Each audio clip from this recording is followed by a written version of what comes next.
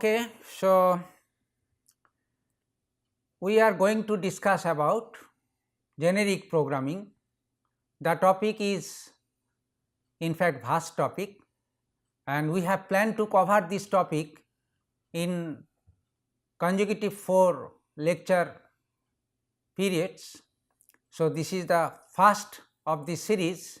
Here we will cover generic methods. So, generic methods of generic programming. So, plan of these lectures is like, first we should discuss about what is the concept of generic definition, and then as we said, in programming we have to write methods. Methods are basically operations or procedure to manipulate data, and whenever methods are to be invoked, we have to pass parameters to those methods. So, how the parameter can be passed to the methods which will be defined in a generic way. So, it is a parameter passing. Now, there is another concept in generic programming, so far generic method implementation is concerned. So, with variable list of arguments passing. So, that means one method can be called not a fixed number of arguments, any number of arguments, sometimes 0, sometimes 10, sometimes 2, sometimes any value. So, this is called the variable list of arguments. How we can define methods with variable list of arguments? There are 3 ways: using arrays, using ellipses, and using objects. So, 3 methods will be discussed in this lecture. We are going to learn about it. Now, what I want to say before going to actual discussion is that generic methods is a concept which if we follow, then give the advantage of a programmer as a super programmer, or the program that you can build is a super program you can build.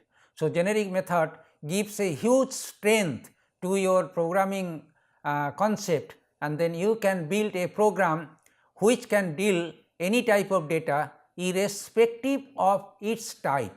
That is the basic concept. Now, let us come to the concept in details.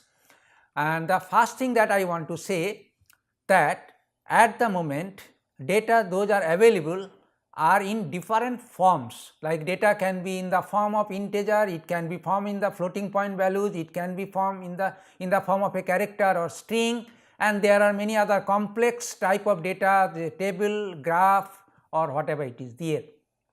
And what exactly the need is that a method should be in such a way that whatever be the data you do not have to bother about. In other words, so far the concept or the traditional programming is that if you write a program or a method to handle a particular type of data, then it is limited to that type of data. But how it will be? If we want to write a method so that whatever be the type of data we can pass it to, it will work for you. So, if we do these things, then we can say that the method is a generic. That means not that particular type, it is basically in general to all type. So, this way the concept of generic data is coming into the field. Now, so far this Java programming is concerned, a program in Java, as you know, is basically writing class. A class consists of 2 things, is a fields, they are basically data of this program, and the methods basically to procedure to manipulate those data. So, these 2 things are encapsulated. So, concept of class, that means writing a program is a matter of encapsulation. So, that concept you know already, but here we basically want to think about again this encapsulation concept in a better way, that how a class can be designed, or we can say a program can be written so that irrespective of type of data your program can cope with. This means how it can be generic. So, a class can be made generic, a method can be made generic, where data can be of any type. So, this is the concept that is coming on the way so far generic programming is concerned. I can give an example. If you want to store an array of data, you can store using array, that probably you know. Array is basically a collection. Now the different operations, those are possible to deal with this data. I have mentioned here how insert and new data to it, how delete a data from it, how sort the data or how search a particular data. Now here if we see, we can write different methods to perform all these operations: insert, delete, sort and searching. But those methods, again we have to rewrite those methods, is basically depending on type of data. Now instead of, if we write a one piece of code, that is insert, and whatever be the type of data that array can hold, absolutely it should not be an issue, it can work on that. So this is the concept, is that how we can make a method generic. Now other than this generic, there is one concept, is that how we can define an array which can store any type of data. So that means same array name you can define, say name of the array is x, but time to time it can store an integer, it can store a string, it can store a floating point values or any user defined type. So if we can, then we can say that this is a generic collection, or that means a class can be made generic, which basically store the data irrespective of their type. It can process the data irrespective of their type. So this concept is basically comes to the idea about generic methods in in Java programming. Now I will like to highlight the concept of generic programming with a very simple one example, and this example related to swap method. It is called the swap operation. Swap method is very simple. You have to define two values, x and y, let it be, and they will be stored some value, like say in this example x stores 99, y stores 66. Now what is the swap operation, is that the value of x and y which they store interchange themselves.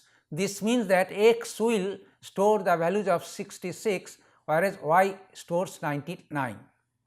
Now this is the very simple one program which we can write, maybe 2-3 lines of code is required to do this operation.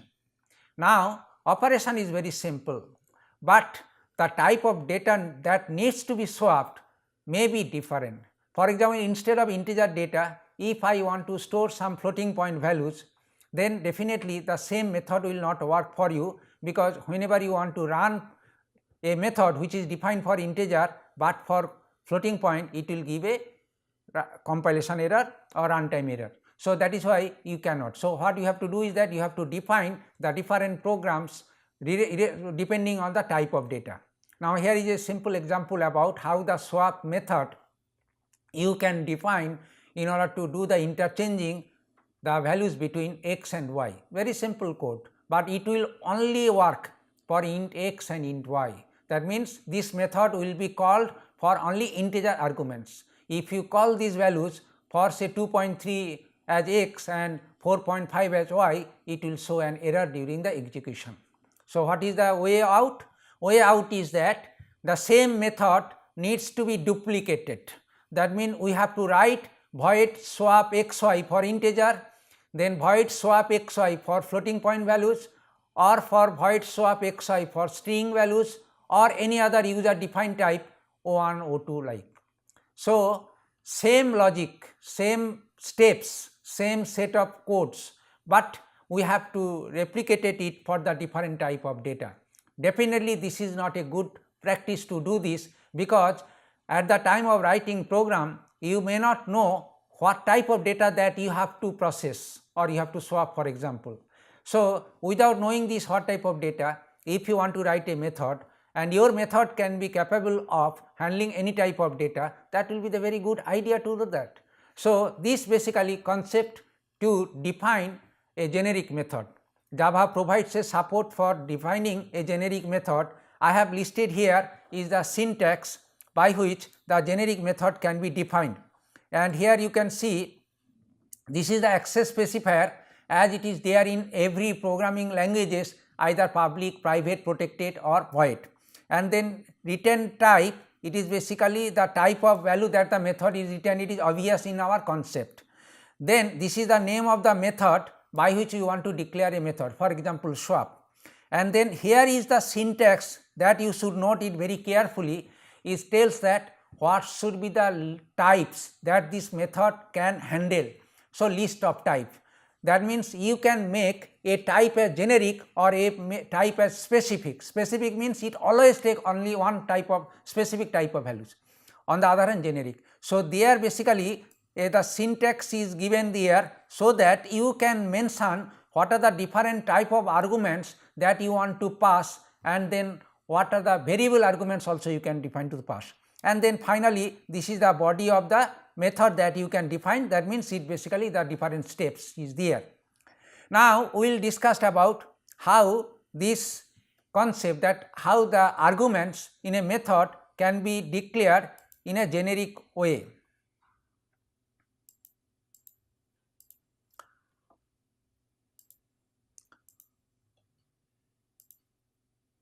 Now, here is a very simple program for the first timers. I want to give how a method can be made generic, and here you can see I have taken an okay, there is an idea about defining a simple program. The name of the class I have given demo class. It basically declare one method, is a very simple method, and at the first look it is a generic method in our case.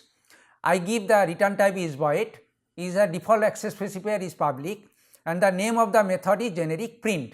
So, it basically tell about how a print can be made, and this method actually plan is to print any type of data. Then the type is basically it will take only one type of argument, and here I can just mention, as it is not a specific argument, I mention it is called the template argument. So, usually it is denoted by T or capital U or capital V. So, in this case I have mentioned here capital T. So, capital T indicates that it is a template, that means it is for any type. For example, it can be int, it can be float, it can be double, it can be string, like this.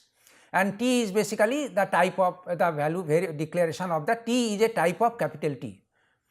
And then this is the one simple statement, that print statement, to print the value T which will be passed to this one.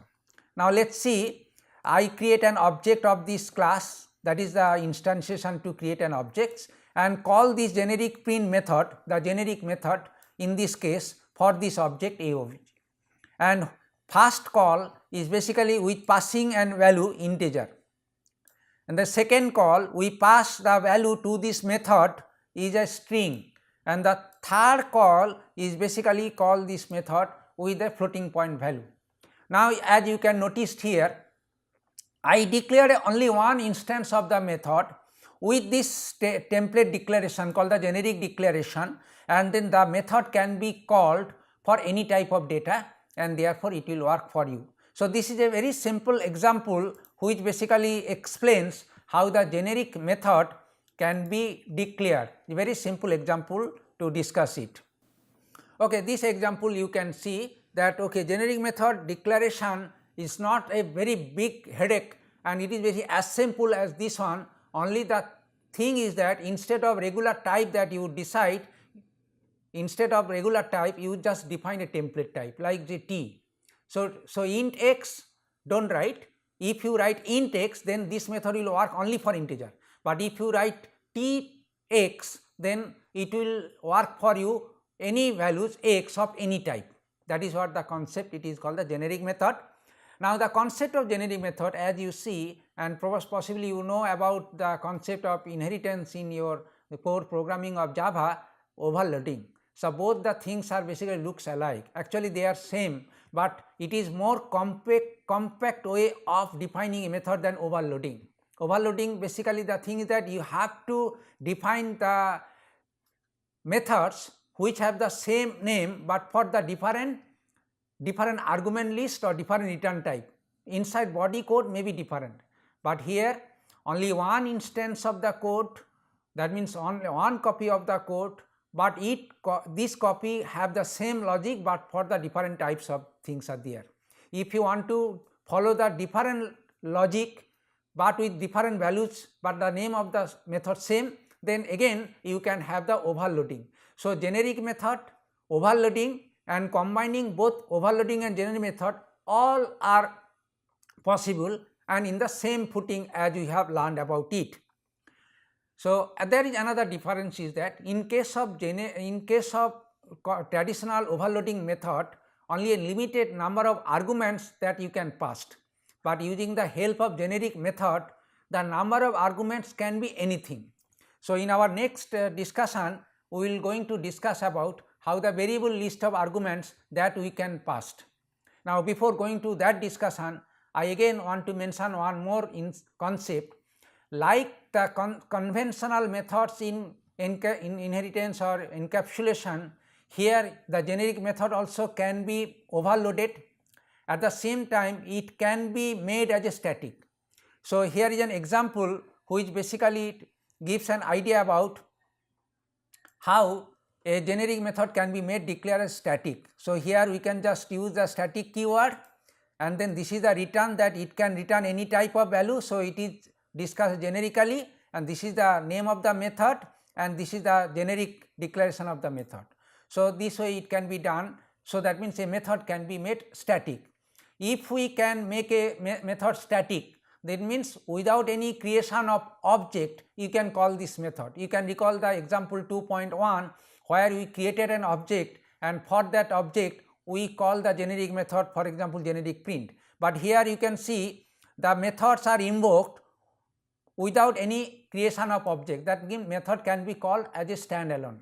So, this is the way the generic method that it can give you and you can have it and then you can realize it. So, generic method, the concept of overloading and then static, everything is possible and that we have discussed here.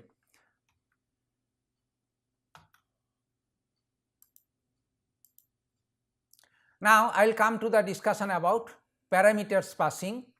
Parameter passing, as I told you, if you want to develop a generic method which not only takes the template value, that means general values irrespective of specific value, rather it also allow you to pass any number of arguments. So, it is called the parameter passing using generic facilities.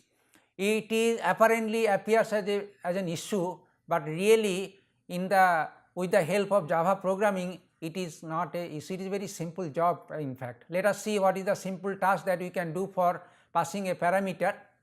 Now, here I just want to give again another quick recapitulation of the different swap operation for different values. What I want to say here, we can define a method, the swap method generically. So, this is basically the generic declaration of a method swap, and once I do it then I can call this method, that means this method, the swap method, for any type of value. And here you can see the swap method with two parameters instead of single parameter that we have discussed in the last example, x and y, both are of same type t, that is why. If x is one type and y is another type, then you could write t and u or whatever it is there. So, that is the concept that you have to think about. Now,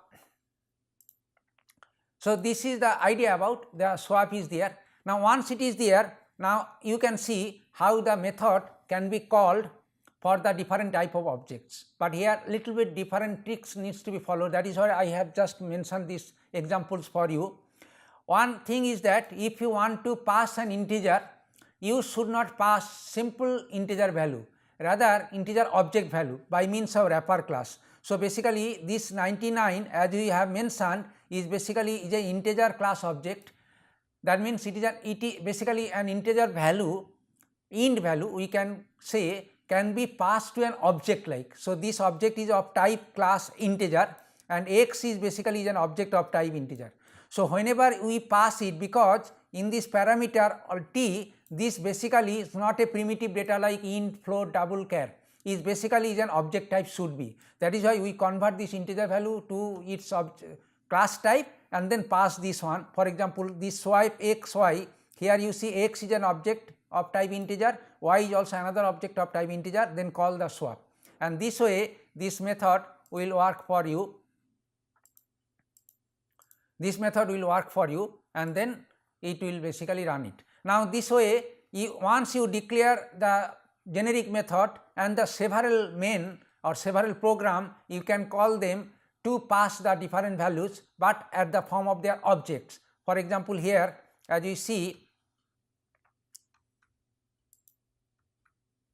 here this is the next version of this, the same program, the method is same, but we call this for the double. So, a double value which in our regular sense can be converted in the double object, and then swap method can be called.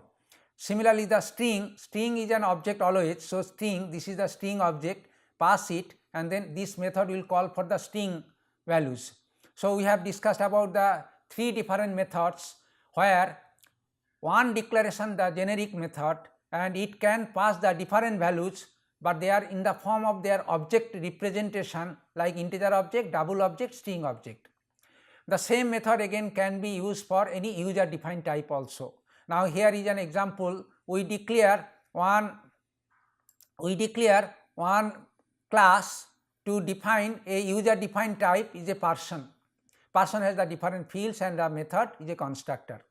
Now, so this is basically the swap. As usual, it is the previous one, the generic method, and then we can create two objects of class P person, namely P1 and P2. So, two objects are created, and here we call the swap method for the two objects P1 and P2. Now, you see the concept is same generic, and then call is same, but it can work. It can work irrespective of the type, either integer or double, string or user defined type, and this is the concept. This is the concept of the generic method that we have. Okay, so this is the concept of generic method declaration as we have learned about. I will quickly come to the discussion about methods with variable list of parameters. We learn about how a method can be declared generic and how this method can be called. Whenever a generic method will be called, it should be passed as an argument of object type only. That needs to be remembered, that is all. Now, here there are three different ways by which a method can be defined, so that this method can take variable list of arguments. That means argument sometime nil, argument sometime 10, argument sometime any numbers. There are three broad ways that can be done. One is using an array. Another approach is called using concept ellipsis. Ellipsis basically three dots together. Another using the object class. Now, let us discuss one by one. Now, this concept of defining a generic method with variable number of arguments to be passed is called the var-args method. So, it is a typical concept in Java developer gives is called the simple var-args. So, var-arg method with any type, that is the generic. How it can be integer array. Now, if you declare an array of any type as an argument, then that is enough, because if the array can store 5 values, then you can pass 5 parameters. If the array does not store any value, null, then it does not pass any arguments. If the array passes 100 values, then it can work for the 100 arguments. So, this way using array we can declare a generic method which allow you to pass variable number of arguments. Now, here is an example, you just quickly check it, and this example is defined a method, and this method is basically declare a simple method, that var-arg method, and here we declare int v, that means it will pass any number of arguments as an integer. So, you can declare at this one. If you want to pass any type of value, then instead of int you can write capital T, then v, that means the array of any type, that means any number of types of any number of values can be passed, that is the things. But in this example we only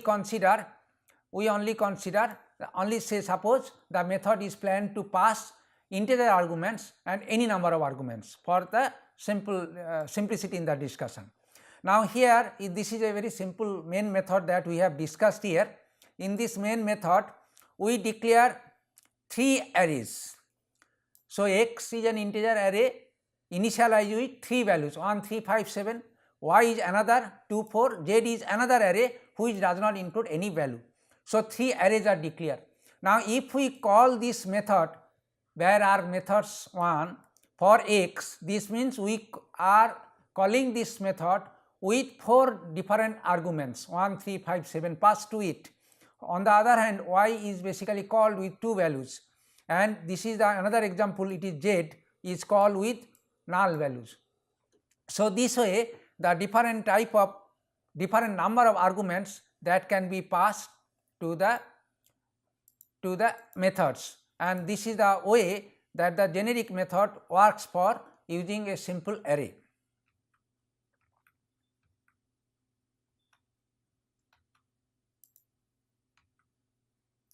Now, next procedure is basically using ellipsis.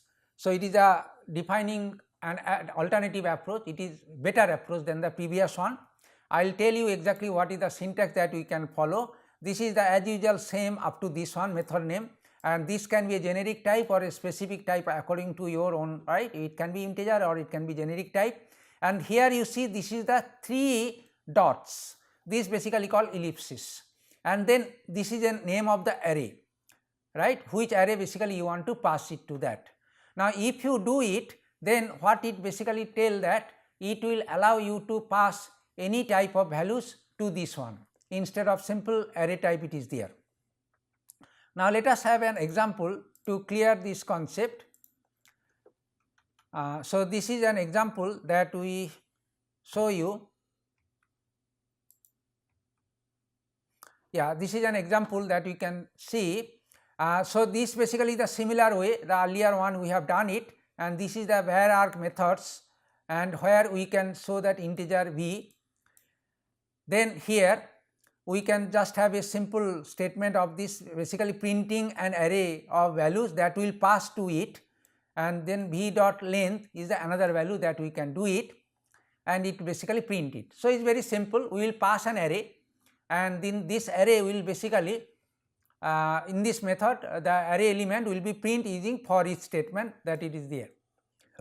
Now, we can call the method here, for example, the method is called for single as it is the array, and here is the 4 and this is the null, no parameter passed. It is basically similar to the previous one using array, but it basically use the concept ellipsis. That is the only syntax that it matters here, but it works the same way than the previous one. So, this is the one the second approach is called the ellipsis, and the third approach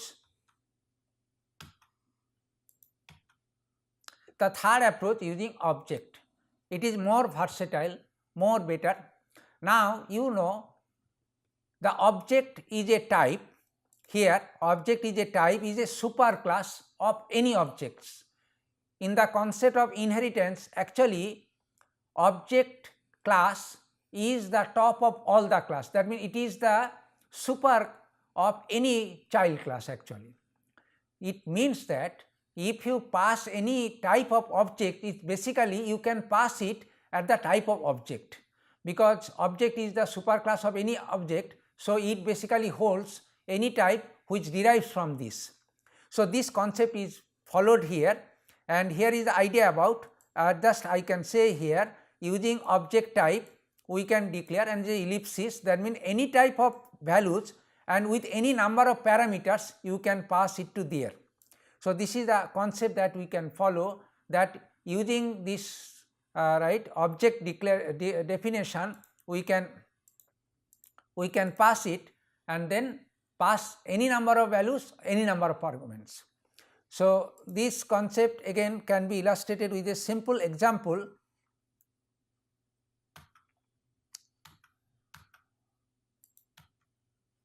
Yeah, this is a simple example here. So, likewise the previous one we declare the var arg methods, right, and here we declare using objects. So, you can note the difference is that we declare the type of objects, this is the elliptic that we have discussed is a object. So, that means we can pass any type of values that we can and any number. Now, here is an example we can see, we call this method the var arg, so it is actually small, the var arg methods 3 we call, and here we are calling this method. In this call we pass integer, it is a string, it is a float and boolean.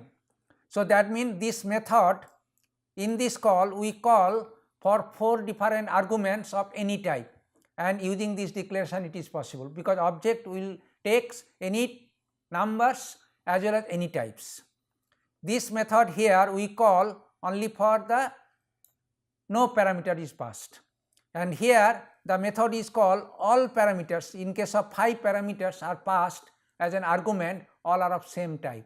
So, this is a quite versatile concept that we see using this here. A method can be declared in a generic way and it can be called for any number of arguments, any type of arguments.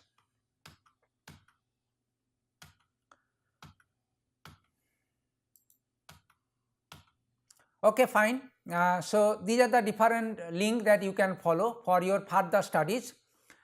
This is the link I have already uploaded all the concept, the information and program that we have discussed in this course. You can consult this link, you can find in this HTML file is there.